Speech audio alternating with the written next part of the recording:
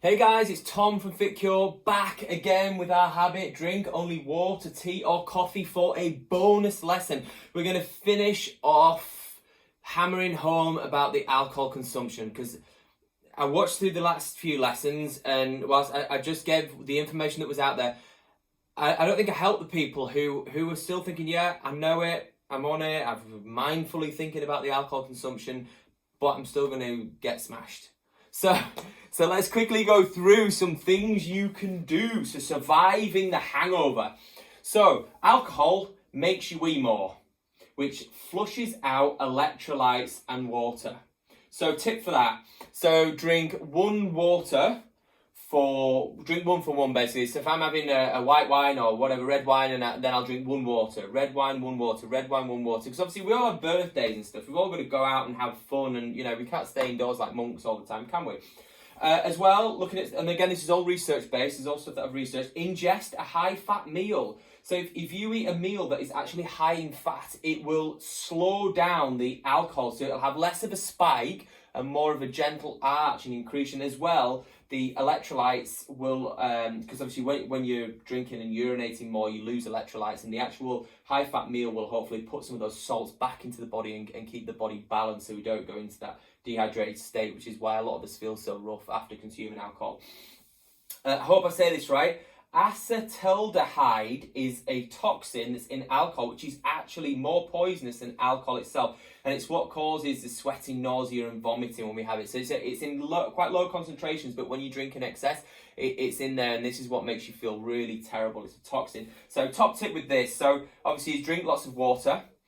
There's a supplement called Molybdenum, and again, I'm reading this, I'm not hearing anybody say it, so I apologise if I'm saying this wrong. And it says if you consume 300 micrograms of molybdenum before bed and first thing in the morning, it helps you with hangover itself because it helps you get rid of this acetaldehyde stuff.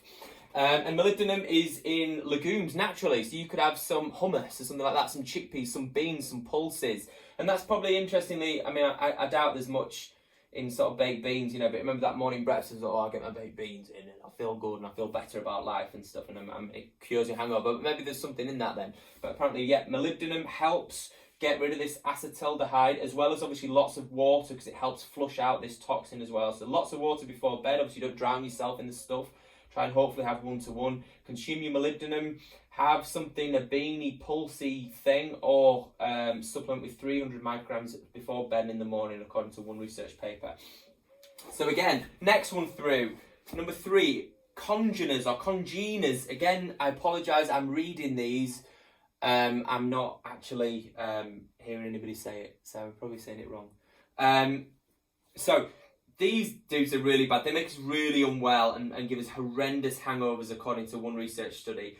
And darker alcohols like your brandies, your rums, your red wines, it gives you the worst hangover out of all of them. And also, interestingly, cheap alcohol. So if you're going to drink that, I think that goes back to what we were saying before about being mindful about your consumption of alcohol, enjoying it. Have less, have quality. Because if you're drinking cheap booze, basically, it's not been distilled many times, so it's got more of these congeners, these toxins in them. So drink absolute crystal clear quality alcohol that's been distilled many, many times, and that's a lot better for you.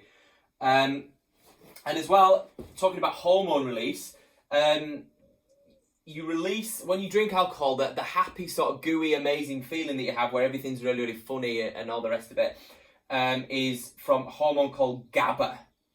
So GABA makes you feel good and gets you that funky hormone, but your body then compensates later on and releases what's called glutamate, which then makes you feel sad and down and anxious. And there's a research paper that talks about, guys can't see it on here, at the bottom here it says your tip is to consume L-theanine, which is an amino acid which actually chills you out a little bit.